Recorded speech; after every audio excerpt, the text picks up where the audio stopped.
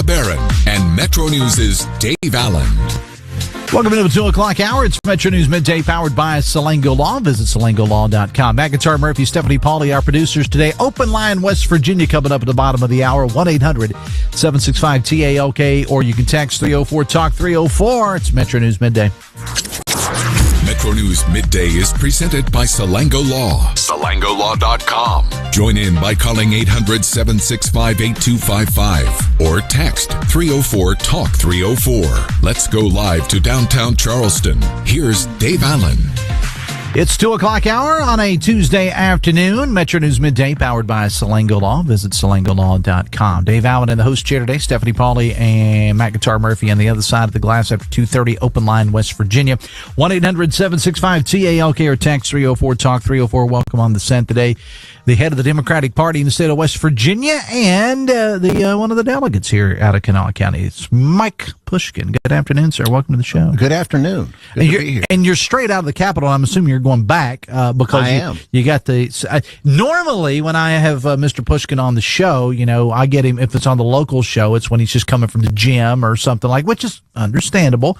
But nice to see you all dressed up here. I know you are when you're at the Capitol. I am on loan from the Bad Idea Factory, otherwise known as your West Virginia State Capitol. Did you actually? Were you the one that came up with that, the Bad Idea Factory? Because if you should, so. You should have definitely have trademarked that if you did. Well, I think I still can. I don't know unless somebody else did. Okay, all right. How's it going so far?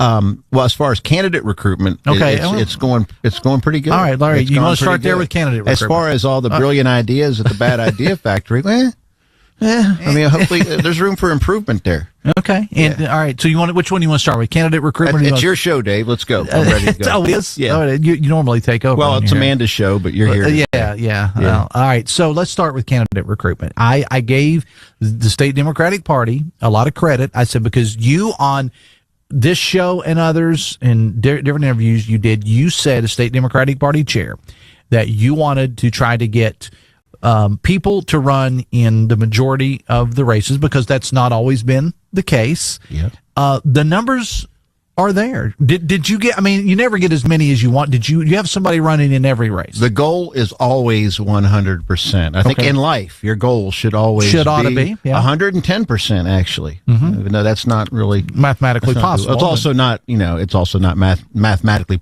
possible to give somebody a 1,500% cost savings on their prescription drugs, but that's a whole other story. President Trump said he's going to cut people's drug costs by 1,500%. That's a whole other story. Yeah. Also not mathematically possible. But what is possible is we have Democrats running in 90 so far, in 90 out of 100 House races. And that's 110 so far, 110 Democrats that have filed. So many of these races we have Democratic primaries. And in the 19 Senate races that are in 2026, we have Democrats in 17 of those races, and I believe 22 Democrats so far who have filed. So there are primaries in many of those Senate races as well. We have a contested primary at the top of our ticket to take on whoever wins the Republican primary, whether that's Alex Gasserud, Tom Willis, or just Shelley Moore Capito person I'm just finding out about. Yeah, whoever wins that primary will take. We have 5 Democrats running on our side, so we have on the congressional level in CD1. We have so far 2 Democrats who have filed and 3 in Congressional District 2. So while the Republicans have chosen to close their primaries and shut out independents and unaffiliated voters, we welcome those voters to vote in our primary. And more important, we're going to give them something exciting to vote for. We're giving them primaries and we're giving them choices on the ballot. And we feel very good about our chances in many of these. We have some great matchups all across the state. So we're feeling pretty good.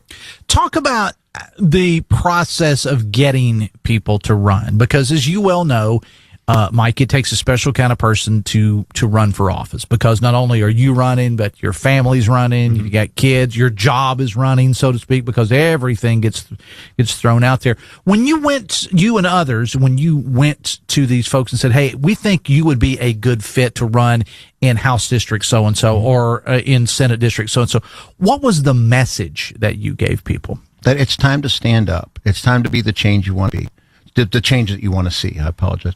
I tell you, this is not a process that just started a few months ago or since we've been talking about it. This started, day one back in 2022, after the organizational meeting of the Democratic Party back in June of 22, we immediately start organizing our county committees. And that's where a lot of the work gets done. It's hard for me to be sitting in Charleston and know who the best candidate in Greenbrier County is going to be. But we have a great committee down there in Greenbrier County or Mingo County. We have a great committee down in Mingo County. We've been able to rebuild the infrastructure on a county level, which makes it possible to identify and recruit the best candidate for that district.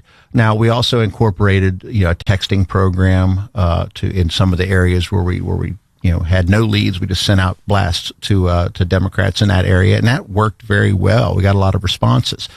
But as I was calling people and returning the responses to our texts and calling our county committees and reaching out to candidates, what I sensed was people are ticked off. They're upset with the way things are going in this state and across the country, and they're tired of seeing a supermajority run roughshod over everybody's civil liberties, over everybody's rights, over focusing on the wedge issues and driving people apart instead of really doing the work the West Virginians need them to do and focusing on kitchen table issues. So there's a sense out there that people are they've had it. And instead of, sitting home and whining about it, they want to do something about it. And we found a lot of people who want to do something about it, and they're stepping up, putting their names on the ballot, and we're going to fight back. What kind of education goes into when you have a candidate maybe that's not run for office before? Because if you look at some of the names, there are names that are on the ballot for the Democrats that people will recognize. Jeff Kessler, former Huntington mayor and gubernatorial candidate Steve Williams, who also served in the House at one time. Yep. So Linda Longstreth, I was really excited that Linda's going to run again up in Marion County. Okay, so you've got those folks. Yeah. But what kind of, for maybe folks that are newer to the political game, what kind of education goes into this? Well, because it's a different ball, even with the folks I mentioned, it's a totally different ball game right now because there's social media, there's all these, social media being the number one. What kind of education? Well, once we get the final list, and the mail has been horribly slow lately. I'm not sure what's going on. Probably has something to do with the Trump administration and Louis DeJoy and all that, but the mail is moving slow. But once we get all the certificates of announcement in over at the Secretary of State's office and the dust is settled and we get our final numbers in, then we will be, setting up groups where we are able to communicate with these candidates, have regular, online meetings. We plan on having in-person meetings and giving them all the resources they need to run a top-notch campaign. We already have on our website, like I've said many times during the recruitment period, people go to wvdemocrats.com/run. There's a whole lot of information there for our candidates. But we also plan on being very proactive and working with them. And, my phone's been ringing nonstop from candidates all over the state with questions. And we plan on let's say, working with them to make sure that we didn't just put them on the ballot just to leave them there. We're going to work with them every step of the way. Well, Mike, for right or wrong, it is what it is. All politics is national now. It doesn't matter whether it's Republican or Democrat. I mean, it's all politics is national now. And one of the things that your candidates, and this, are likely to hear, and you talked about this on my show a couple of years ago on the local show. You talked about, and I'm very much paraphrasing, but you said other people telling the story of the Democratic Party, letting the Republicans tell the public what Democrats are, and that you needed to take the message. So all politics is national now. All right, so you go to some of these more rural areas that are solidly red areas, solidly Trump areas. What do you arm people with when they say, well, and I'm not picking on anybody in particular, or an area, but I'm just saying, well, we don't want a bunch of Californians, or we don't want a bunch of New York City people and stuff like that. What do you arm people with? First of all, in these single member districts, especially for House races, and on state Senate too, if a candidate gets out there and talks to enough people, and more importantly, if they get out there and listen to enough people, they can cut through the noise that you see on Fox News and other stations like that. They can cut through that and listen to folks in their district. And I think one thing I would tell them is that, you know what, you've had Republican representation for over a decade now in many of these areas. Can you trust the water coming out of your tap? Okay, do you have a data center moving into next to your house, and your county's not even going to be able to reap any of the benefits of that? Like, what are they doing for you right now? We've tried it. Okay, it's been a failed experiment. This Republican supermajority, it is not working. People's children and grandchildren are leaving this state in droves. Okay, it's not working. So I would say we stick to the issues that affect people's day-to-day lives, whether or not they're going to be able to afford their health care, or have to make a decision between groceries or paying the mortgage. And stick to those issues that affect people's day-to-day lives. And I'll tell you, as far as you say, the national politics affects it, yeah, it does. And what people are seeing lately, they're seeing chaos in the streets of many U.S. cities right now. And instead of having a president who's bringing the country together, we have an administration right now that chooses to pour gasoline on the fire. And I think people are really tired of the chaos. And that also played into the amount of candidates and the amount of good people we had step up willing to run for office, because they're tired of how the way this country is going right now. Talking to State Democratic Party Chair Mike Pushkin, it's 2:17. All right, so you mentioned this earlier. The Republicans at their winter meeting opted to keep their primary closed to independents. So when folks go to the ballot or go to the polling place, I should say, on the ballot, they are going to be asked to, in the old days, you went in, you say, I'm a Republican, but I would like, I'm an independent. Said that. No, I know you did. I'm an independent and I want a Republican ballot, or I want a Democrat ballot. The Republicans, and it's their right to do that. It's their party. They can cry if they want to. Channeling Leslie Gore there. They can go in, they can make whatever rules they want. They opted to keep their primary closed. Democrats are open. What kind of message do you want to send to independents right now? You're welcome to vote in our primary. And more importantly than that, we're giving you something to vote for in our primary. We will have choices. Many, like I said, at the top of the ticket, we're going to have we'll have energetic, exciting primaries at the top of the ticket on everybody's ballot, no matter which congressional district you live in. And of course, at the top of the ticket for the U.S. Senate. And in many of these House of Delegate and state Senate races, there will also be primaries. And we're giving people choices and giving people great candidates to vote for, and we would ask for them to ask for a Democratic ballot.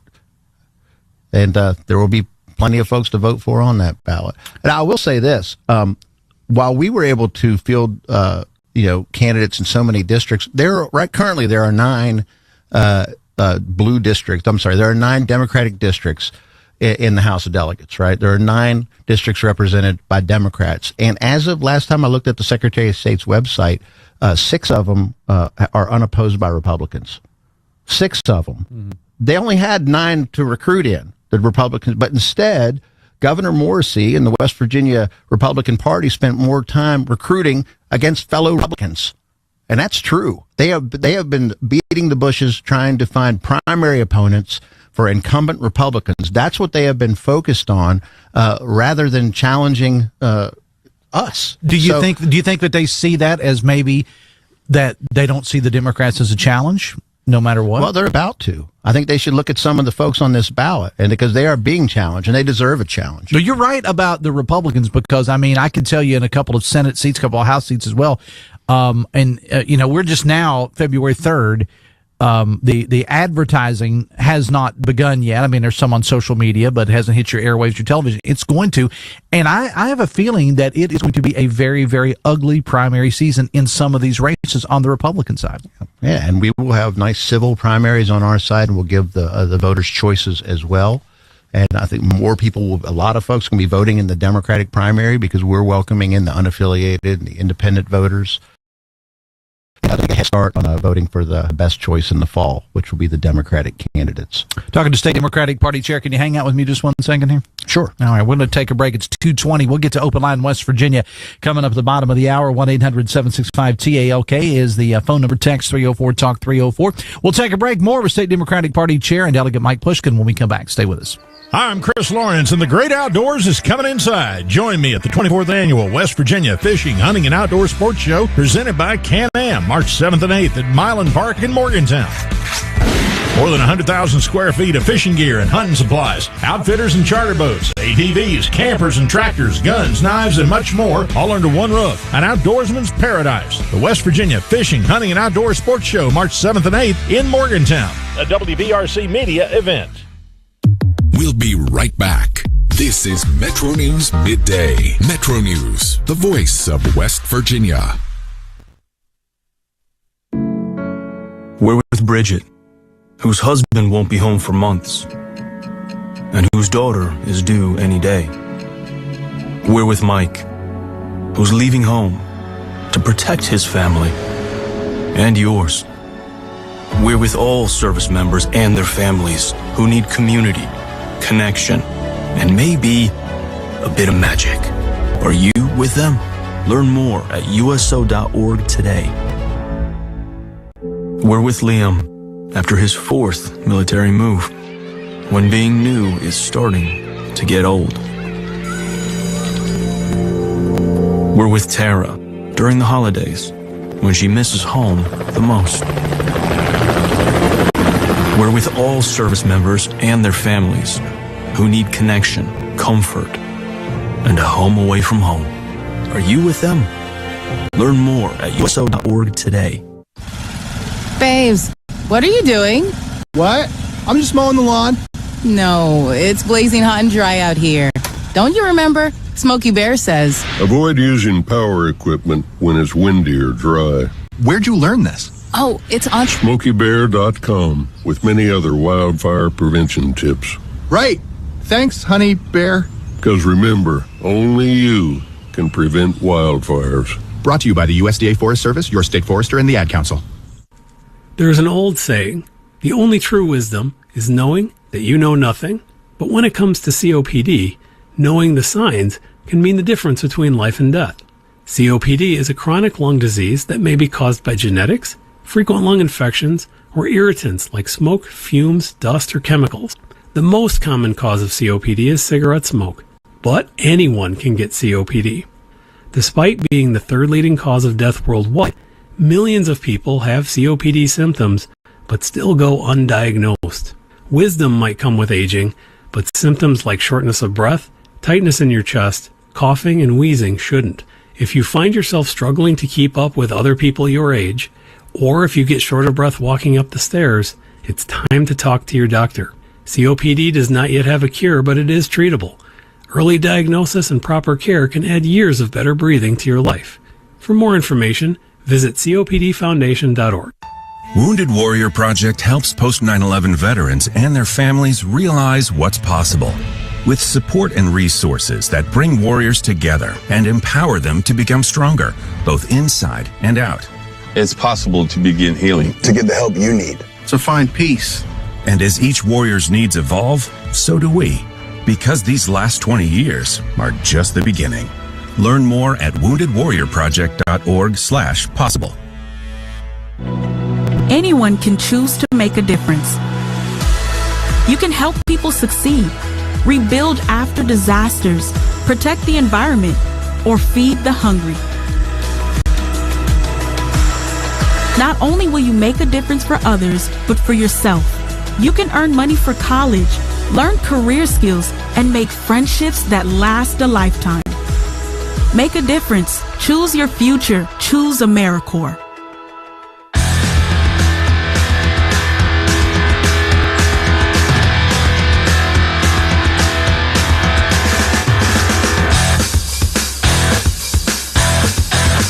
Welcome back to the show, 225, Metro News Midday, powered by Salango Law. Visit salangolaw.com. State Democratic Party Chair Delegate Mike Pushkin is here. Let's get back to the session now. You're on loan from us, or from the, as you called, the Bad Idea Factory to come over here, but you're going to be heading back to the Capitol. I'd say it's a low-interest loan. Is that.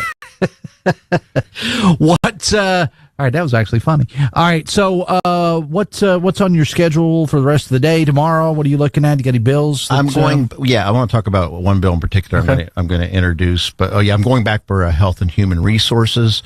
There have been a lot of bills coming through there dealing with this whole Make America Healthy Again agenda. And look, we're all for making America healthy. I'd rather see America choose to be healthy. I think some of these bills are a bit prescriptive.